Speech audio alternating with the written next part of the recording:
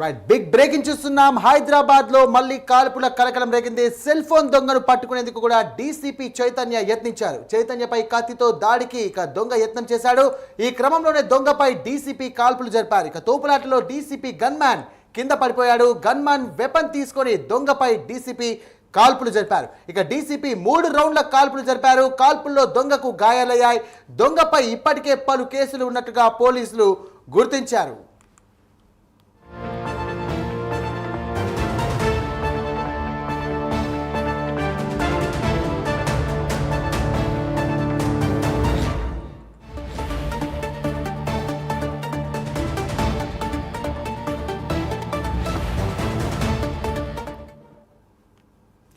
Right, big breaking చూస్తున్నాం. హైదరాబాద్ లో మళ్ళీ కాల్పుల కలకలం రేగింది. సెల్ ఫోన్ దొంగను పట్టుకునేందుకు కూడా డీసీపీ చైతన్య యత్నించారు. చైతన్యపై కత్తితో దాడికి దొంగ యత్నం చేశాడు. ఈ క్రమంలో దొంగపై డీసీపీ కాల్పులు జరిపారు. తోపులాటలో డీసీపీ గన్మ్యాన్ కింద పడిపోయాడు. గన్మన్ వెపన్ తీసుకొని దొంగపై డీసీపీ కాల్పులు జరిపారు. డీసీపీ 3 రౌండ్ల కాల్పులు జరిపారు. కాల్పుల్లో దొంగకు గాయాలయ్యాయి. దొంగపై ఇప్పటికే పలు కేసులు ఉన్నట్టుగా పోలీసులు గుర్తించారు. ఇదే అంశానికి సంబంధించి మరిన్ని డీటెయిల్స్ అందించడానికి మా కరెస్పాండెంట్ కుమార్ సిద్ధంగా ఉన్నారు. కుమార్, చెప్పండి, అసలు ఈ ఘటన ఎలా జరిగింది? ప్రస్తుతం పోలీసులు ఏమంటున్నారు? ప్రస్తుతం ఆ దొంగ పరిస్థితి ఏంటి?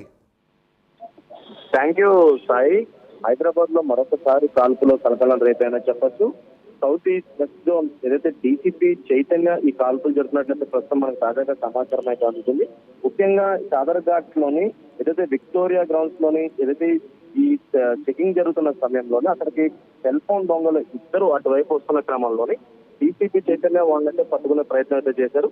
ముఖ్యంగా అతన్ని పట్టుకునే సమయంలోనే అందులో ఇద్దరు దొంగలని ఒక దొంగ మాత్రం కత్తి తీసుకొని డీసీపీ చైతన్యపై దాడికైతే ప్రయత్నించిన నేపథ్యంలోనే ఇటు డీసీపీ గన్మ్యాన్ వెంటనే పక్కనైతే పడుకోవడం జరిగింది. ఇమీడియట్ గా ఇటు డీసీపీ గన్మ్యాన్ వెపన్ తీసుకొని దొంగపై 3 రౌండ్ల కాల్పులు అయితే జరిపారు. ఈ 3 రౌండ్ల కాల్పులు జరిపిన సమయంలో కూడా ఏదైతే దొంగకి గాయాలైతే అయినాయి. ముఖ్యంగా ఈ కాల్పుల్లోని దొంగ ఛాతీ అలాగే భుజంపై కాల్పులు అవడంతో కూడా ఇమీడియట్ గా అతన్ని నాంపల్లి కేర్ ఆసుపత్రికి అయితే తరలించడం జరిగింది. అలాగే ఈ సెల్ ఫోన్ దొంగ ఎవరైతే ఉన్నారో అతనిపై గతంలో కూడా అనేక కేసులు ఉన్నట్లు ఇప్పటికే గుర్తించారు. మరొక వ్యక్తి ఏదైతే అక్కడి నుంచి పరారయ్యాడు. ప్రస్తుతం అతన్ని పట్టుకునే పనిలో ఇటు పోలీసులు అయితే ఉన్నారు. ఇటు డీసీపీ చైతన్యకి మాత్రం ఎటువంటి గాయాలు అయితే అవ్వలేదు.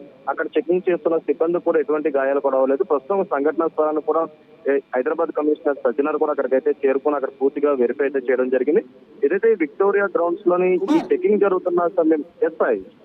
కుమార్, ఇంతకు ముందు చూసుకున్నట్టయితే నిజామాబాద్ జిల్లాలో ఈ కానిస్టేబుల్ పై దొంగ కూడా ఇలాంటి ఘటనకి సంబంధించి కూడా దాడి చేశాడు. అది మరొక ముందే చైతన్యపై కత్తితో దాడి చేశాడు ఈ దొంగ. దీన్ని ఏ విధంగా చూడొచ్చు? అలాగే ప్రస్తుతం ఉన్నటువంటి సమాజంలో ప్రస్తుతం ఉన్నటువంటి టైంలో పోలీసులకు రక్షణ లేకుండా పోతుందని కూడా తెలుస్తోంది. దీనిపైన పోలీసు అధికారులు ఏమంటున్నారు? ముఖ్యంగా చూస్తున్నట్టయితే గత కొన్ని రోజుల్లో ముందు ఏదైతే నిజామాబాద్ లోని కానిస్టేబుల్ ప్రమోద్ పై ఒక వ్యక్తి వెనకాల నుండి కత్తితో దాడి చేసి అతన్ని అయితే చంపడం జరిగింది. ప్రస్తుతం ఆ వ్యక్తి ఎవరైతే కత్తితో దాడి చేశారో అతను కూడా మొన్న ఎన్కౌంటర్ లో కూడా చనిపోవడం జరిగింది. అది మరొక ముందే మరొకసారి ఈ రోజు ఏకంగా డీసీపీ పైనే ఈ దాడి జరిగిందని చెప్పొచ్చు. ముఖ్యంగా అక్కడ చెకింగ్ చేస్తున్న సమయంలోని అటుగా వచ్చిన ఇద్దరు సెల్ ఫోన్ దొంగల్ని గుర్తించి వెంటనే వాళ్ళు పట్టుకునే ప్రయత్నం చేశారు. కానీ ఆ సెల్ ఫోన్ దొంగలో ఒక వ్యక్తి మాత్రం ఈ కత్తి తీసుకొని ఏకంగా డీసీపీ పైనే దాడి చేశాడంటే మనం చెప్పొచ్చు. ముఖ్యంగా పోలీసులకి ఎలాంటి రక్షణ ఉన్నదనే చెప్పొచ్చు. గతంలో కానిస్టేబుల్ సీఎల్ పై అయితే దాడులు అయితే జరిగినాయి. కానీ ఇప్పుడు ఏకంగా డీసీపీ చైతన్యపై ఈ దాడి జరగడంతో కూడా వెంటనే ఆ గన్ మ్యాన్ దగ్గర గన్ తీసుకుని ఇమీడియట్ గా కాల్పులు జరపడంతో కూడా ఆ దొంగకి చేతి అలాగే ఛాతీ భుజంపై అయితే గాయాలైతే జరిగినాయి. వెంటనే అతన్ని ప్రస్తుతం నాంపల్లి ఆసుపత్రిలో చికిత్స కోసం అతను అయితే తీసుకెళ్లడం జరిగింది. ముఖ్యంగా అక్కడ ఏదైతే మొత్తం సమాజంలో మనం అయితే చూడొచ్చు, ఏకంగా పోలీసులు అయితే ఈ ప్రతి జనాలకి రక్షణ కల్పిస్తారు. కానీ ఇప్పుడు పోలీసులకే రక్షణ లేకుండా పోయింది. ముఖ్యంగా చూసినట్టయితే పోలీసులను చూస్తే ఇటు దొంగలు అక్కడి నుంచి పరారవుతారు. కానీ ఇప్పుడు ఉన్న సమాజంలోని ఇటు దొంగలే రివర్స్ లోనే పోలీసులపై అటాకులు చేస్తున్నారు. ముఖ్యంగా కానిస్టేబుల్ లాంటి పోస్ట్ ఉన్న వాళ్ళనే కాకుండా ఇటు డీసీపీ స్థాయి పైన ఇంత కత్తితో దాడి చేయడానికి దిగిన దొంగ ఎవరైతే ఉన్నారో అతనిపై కాల్పులు జరిగినాయి కాబట్టి సరిపోయింది. లేదంటే ఆ కత్తితో అక్కడ ఉన్న స్టాఫ్ ను కూడా పొడిచే క్రమం అయితే జరిగేది ఉండేది. కానీ అదృష్టవశాత్తు ఇటు పోలీసులు ఎవరికీ కూడా ఎటువంటి గాయాలు అయితే జరగలేదు. కానీ ఆ కాల్పులు అంటే ఇటు ఇతన్ని దొంగను పట్టుకునే క్రమంలో అక్కడ కొద్దిగా తోపులాట అయితే జరిగింది. ఈ తోపులాట జరగడంతో కూడా అక్కడ డీసీపీ గన్మెన్ ఒక్కసారిగా కిందకి పడిపోయాడు. పడిపోవడంతో కూడా వెంటనే గన్మెన్ దగ్గర ఉన్న వెపన్ తీసుకుని డీసీపీ ఈ కాల్పులు జరిపాడు. ముఖ్యంగా ఈ కాల్పులో ప్రస్తుతం అతనికి గాయాలైనాయి కాబట్టి ఇప్పుడు కేర్ హాస్పిటల్ ప్రస్తుతం చికిత్స అయితే పొందుతున్నాడు.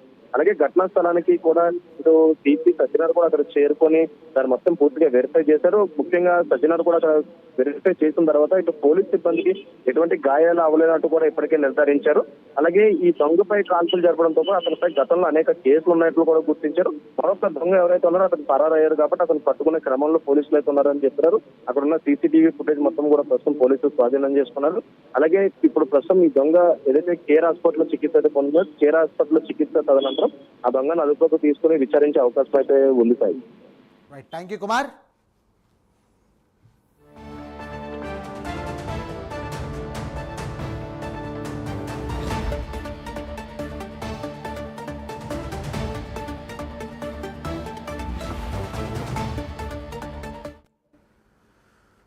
రైట్, బ్రేకింగ్ చూస్తున్నాం. హైదరాబాద్ లో మళ్ళీ కాల్పుల కలకలం రేగింది. ఇక సెల్ ఫోన్ దొంగను పట్టుకునేందుకు డీసీపీ చైతన్య యత్నించారు. చైతన్యపై కత్తితో దాడికి దొంగ యత్నం చేశాడు. ఈ క్రమంలోనే దొంగపై డీసీపీ కాల్పులు జరిపారు.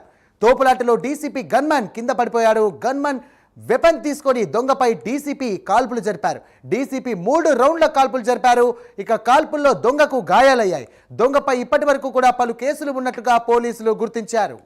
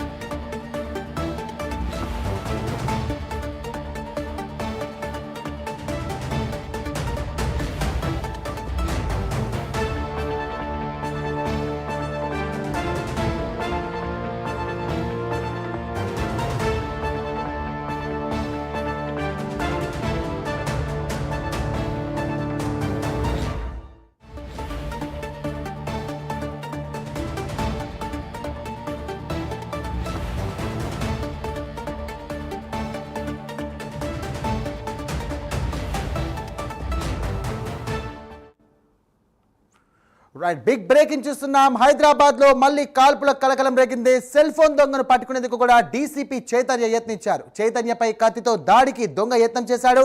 ఈ క్రమంలోనే దొంగపై డీసీపీ కాల్పులు జరిపారు. తోపులాటలో డీసీపీ గన్మన్ కింద పడిపోయాడు. ఇక గన్మన్ వెపన్ తీసుకుని దొంగపై డీసీపీ కాల్పులు జరిపారు. ఇక డీసీపీ 3 రౌండ్ల కాల్పులు జరిపారు. కాల్పుల్లో దొంగకు గాయాలయ్యాయి. ఇక దొంగపై ఇప్పటికే పలు కేసులు ఉన్నట్టుగా పోలీసులు గుర్తించారు. ఇదే అంశానికి సంబంధించి మరిన్ని డీటెయిల్స్ అందించడానికి మా కరెస్పాండెంట్ కుమార్ సిద్ధంగా ఉన్నారు. కుమార్.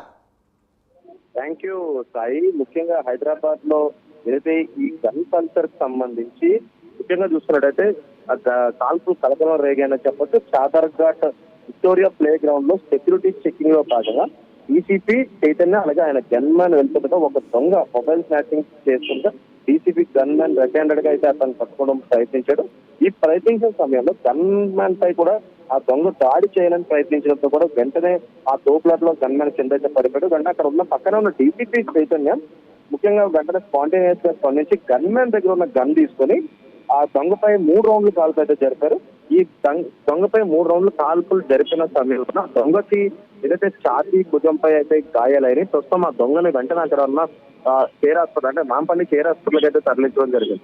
ముఖ్యంగా గతంలో మనం చూసాము ఇటు నిజామాబాద్ లోని కానిస్టేబుల్ ప్రమోద్ ఘటన మరవక ముందే మరొకసారి అదే తరహాలోని ఇటు దొంగలు పోలీసులపై విచ్చల విడిగా ఏదైతే వాళ్ళపై దాడికి అయితే ప్రయత్నిస్తారని చెప్పొచ్చు. ముఖ్యంగా కొద్దిసేపటి క్రితం ఏదైతే చాదర్ఘాట్ లో విక్టోరియా గ్రౌండ్స్ అయితే ఈ సంఘటన అయితే చోటు చేసుకుని ముఖ్యంగా అక్కడ డీసీపీతో పాటు అక్కడ ఉన్న కొంతమంది సిబ్బంది అక్కడ ఏదైతే చెకింగ్ అయితే నిర్వహిస్తున్నారు. చాదర్ఘాట్ విక్టోరియా ప్లే గ్రౌండ్ లో ఈ చెకింగ్ నిర్వహిస్తున్న సమయంలోనే ఒక దొంగ అంటే సెల్ ఫోన్ దొంగలు ఇద్దరు ఏదైతే అటువైపు వచ్చి ఈ దొంగతనం చేస్తున్న క్రమంలోనే డీసీపీ చైతన్యకు సంబంధించి గన్మ్యాన్ వెంటనే దాన్ని అబ్జర్వ్ చేసి అతన్ని పట్టుకునే ప్రయత్నం అయితే చేశాడు. కానీ వెంటనే అక్కడ తోపులాట్లో గన్మ్యాన్ కింద పడిపోవడం వెంటనే డీసీపీ చైతన్య స్పందించి గన్ మ్యాన్ దగ్గర ఉన్న గన్ తీసుకుని ఇమీడియట్ గా ఈ కాల్పులు అయితే జరపడం జరిగింది. ముఖ్యంగా గతంలో ఏదైతే పోలీసులు అంటే ఇటు దొంగలకైతే విపరీతంగా భయం ఉండదు, అంటే వాళ్ళు పట్టుకునే సమయంలో కూడా ఏదైతే వీళ్ళు పరారయ్యేటోళ్ళు. కానీ ఇప్పుడు చూసుకున్నట్టయితే ఏకంగా ఇటు పోలీసులపై దాడులు అయితే జరుగుతున్నాయి. అలాగే మరొక పక్క చూసినట్టయితే గతంలో నిజామాబాద్ లోని కానిస్టేబుల్ ప్రమోద్ పై కూడా ఇదే తరహాలోని దొంగ వెనకాల నుంచి పొడవడంతో అతనైతే చనిపోవడం జరిగింది. ఇప్పుడు ఏకంగా డీసీపీ పై ఇలాంటి అటాక్ జరగడంతో కూడా ప్రస్తుతం పోలీసులు అందరూ కూడా అప్రమత్తమయ్యారని చెప్పొచ్చు. సంఘటనా స్థలానికి ప్రస్తుతం ఏదైతే కమిషనర్ సజ్జనార్ కూడా అక్కడికైతే చేరుకున్నారు. అక్కడికి చేరుకుని సంఘటన జరిగిన విధానాన్ని మొత్తం కూడా ఆయన పర్యవేక్షించారు. అందులో ఈ దాడిలోనే ఇప్పటి వరకు కూడా పోలీసులకు ఎలాంటి ఏదైతే జరగలేదు. కానీ ఇటు దొంగకు మాత్రం కాల్పులు జరపడంతో ఇటు కాలు చేసి భుజంపై కాల్పులు ఏదైతే ఈ కాల్పులో దాడికి గురయ్యారు. వెంటనే ప్రస్తుతం కేర్ హాస్పిటల్ అయితే తరలించారు. గతంలోని ఇదే దొంగలపై అనేక కేసులు ఉన్నట్లు కూడా ఇప్పటికే పోలీసులు గుర్తించారు. ఈ నాంపల్లి కేర్ హాస్పిటల్ అతని చికిత్స అనంతరం అతన్ని అదుపులోకి తీసుకునే అవకాశం అయితే ఉంది అని చెప్పొచ్చు. ఒక విధంగా చూసుకున్నట్టయితే మీరన్నట్టుగా ఈ మధ్య కాలంలో జరిగినటువంటి ఘటనలు మళ్ళీ రిపీట్ అవుతున్నట్టుగా తెలుస్తుంది. దీనిపైన పోలీసు సిబ్బందికి అయితే కాస్త రక్షణ అదే కొరవ ఉన్నట్టుగా తెలుస్తోంది కుమార్. ఎందుకంటే దీనికి సంబంధించి కూడా వరుస దాడులు మాత్రం ప్రజలకు కూడా భయాందోళన కలిగిస్తుంది. ఇటు పోలీస్ వ్యవస్థకే సరైన రక్షణ లేకుంటే సామాన్య ప్రజలకు రక్షణ ఏంటంటూ కూడా దీనికి సంబంధించి కూడా వెలువెత్తుతున్నటువంటి ప్రశ్నలు కూడా మనం చూస్తున్నాం. దీన్ని ఏ విధంగా చూడొచ్చు? ప్రస్తుతం పోలీసులు ఏమంటున్నారు దీనిపైన? సాయి, ముఖ్యంగా చూసుకున్నట్టయితే గతంలోని ఏదైతే పోలీసులు అంటే ఇటు దొంగలకు కావచ్చు, రౌడీ షీటర్లు కావచ్చు, విపరీతంగా భయం అయితే ఉండేది. వాళ్ళు ఏదైతే ఇటు పోలీసులు చూస్తేనే అక్కడి నుంచి పరారయ్యే సంఘటనలు కూడా మనం ఎన్నో చూస్తాం. కానీ ఇప్పుడు ఈ మధ్య చూస్తున్నట్టయితే ఇటు దొంగలు కావచ్చు, రౌడీ షీటర్లు కావచ్చు, ఇటు పోలీసులకి భయపడడం పక్కన పెడితే వాళ్ళపై దాడులకి విపరీతంగా చేస్తున్నారు. గతంలో మనం చూసాం ఏదైతే నిజామాబాద్ లోని కానిస్టేబుల్ ప్రమోద్ పై దాడి జరిగింది, అతను మరణించడం కూడా జరిగింది. ఆ తర్వాత ఏదైతే పోలీసులు నుంచి తప్పించుకునే ప్రయత్నంలో ఆ దొంగని కాల్చారు, అతను కూడా ఎన్కౌంటర్ లో కూడా చనిపోవడం జరిగింది. కానీ ఆ సంఘటన ఇంకా జరిగింది, అది మరొక ముందే మరొకసారి ఏకంగా డీసీపీ చైతన్య ఉన్న స్థలం దగ్గరే ఏకంగా ఇద్దరు దొంగల పోలీసులపై ఇంకా విచక్షణ రహితంగా ఏదైతే కత్తితో దాడి చేయడానికి ప్రయత్నించడంతో కూడా అసలు ఈ సెక్యూరిటీ అనేది, అంటే పోలీసుల సెక్యూరిటీ అనేది ఎంత ఇంపార్టెంట్ ఇప్పుడు మనకైతే చెప్పొచ్చు. ఎందుకంటే ప్రజల్ని రక్షించే పోలీసుల పైన ఈ దాడులు జరుగుతున్నాయి అంటే పోలీసులకి రక్షణ లేదని చెప్పొచ్చు. ముఖ్యంగా వాళ్ళు విధుల్లో ఉన్నప్పుడు వాళ్ళ ప్రాణాలు సైతం లెక్క చేయకుండా ఏదైతే విధులు నిర్వహిస్తారో అలాంటిది వాళ్ళ ప్రాణాలకైతే ప్రస్తుతం రక్షణ లేదనే చెప్పొచ్చు. బహిరంగంగా అంటే ఈ విక్టోరియా గ్రౌండ్ ఏదైతే ఉందో ఆ ప్లేస్ చాదర్ఘాట్ ప్లేస్ చాలా రద్దీ ప్రదేశం అది. అలాంటి ప్రదేశంలో కూడా ఇలాంటి ఇద్దరు దొంగలు, కేవలం ఇద్దరు దొంగలు, అది కూడా కత్తి పట్టుకొని పోలీసులపై దాడికి ప్రయత్నించారంటేనే చెప్పొచ్చు. అసలు పోలీసులకు ఎటువంటి రక్షణ ఉందనేది చూడొచ్చు. ముఖ్యంగా ఈ డీసీపీ చైతన్య కూడా వెంటనే స్పాంటేనియస్ గా ఆయన స్పందించడంతో ప్రస్తుతం అక్కడ ప్రమాదం తప్పిందనే చెప్పొచ్చు. ఒకవేళ అక్కడ డీసీపీ స్థాయి అధికారులు లేకపోతున్నా, ఒకవేళ గన్స్ వెపన్స్ వాళ్ళ దగ్గర లేకపోయినా ఉంటే కనుక ఖచ్చితంగా ఈ కత్తి దాడిలో పోలీసులకి తీవ్రంగా గాయాలైతే అయ్యాయి. ప్రస్తుతం డీసీపీ చైతన్య స్పందించడంతో కూడా వెంటనే ఆ దొంగని పై 3 కాల్పులు జరపడంతో కూడా అతనికి ఛాతీ భుజంపై గాయాలైతే అయ్యాయి. ప్రస్తుతం అతను ఆసుపత్రిలో చికిత్స పొందినాడు. అతను అదుపులోకి తీసుకున్న తర్వాత అతను విచారించే అవకాశం అవుతుంది. అలాగే మరొక దొంగ కూడా అక్కడి నుంచి పరారైనట్లయితే తెలుస్తుంది. ముఖ్యంగా ఇప్పుడు ఎవరినైతే కాల్చారో అతని దగ్గర కత్తి అయితే లభించడం తెలుస్తుంది. ఆ కత్తితోనే పోలీసులపై దాడి చేశారనే చెప్పొచ్చు. Sai, right, thank you Kumar.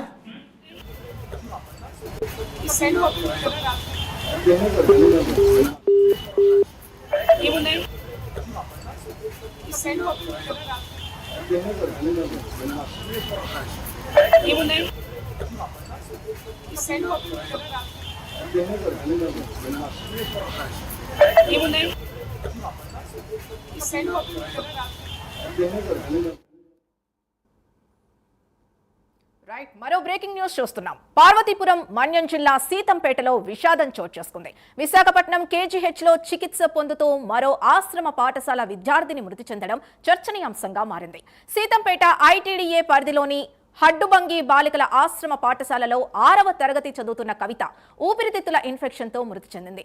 బాలిక మృతదేహంతో పాఠశాల